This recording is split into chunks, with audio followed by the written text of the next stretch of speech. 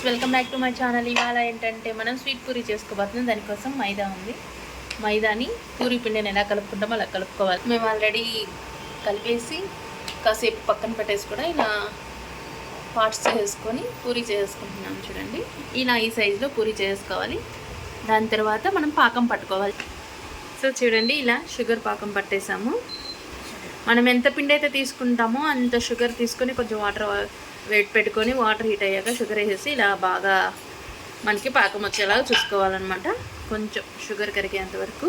ముందుగా మనం చేసుకునే పూరీలు ఏంటంటే ఎండిపోకుండా ఒక క్లాత్తో కవర్ చేసేసుకోవాలి. దాని తర్వాత ఆ పూరీలన్నీ ఆయిల్లో వేసి ఇలా ప్యాన్లో ఇలా ఆయిల్ పెట్టేసుకొని హీట్ ఎక్కాక మనం ముందుగా ప్రిపేర్ చేసుకున్న పూరీ వేసి నార్మల్ పూరీ ఎలా కాల్చుకుంటామో అలాగే కాల్చుకున్నాము. ఇవి కాలాక ఏంటంటే మనము అందులో వేసేయాలి సిరప్లో. సో ఇలా 2 సైడ్స్ కూడా కాల్చుకోవాలి.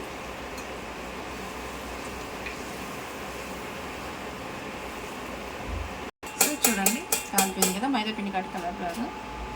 ఇప్పుడు మనం లాస్ట్లో పాకంలో వేసుకుందాం అన్నీ కూడాను.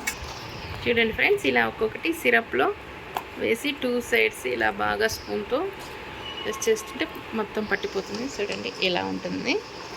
సో ఇంకా మనం తినేసేదన్నమాట. చూడండి, స్వీట్ పూరి.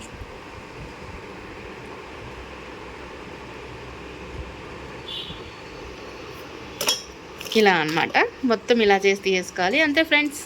మీకు నచ్చినట్లయితే లైక్ చేసి షేర్ చేసి నా ఛానల్ సబ్స్క్రైబ్ చేయడం మర్చిపోకండి. ఎలా అనిపించిందో కూడా కమెంట్ సెక్షన్లో షేర్ చేసేయండి. Thank you for watching.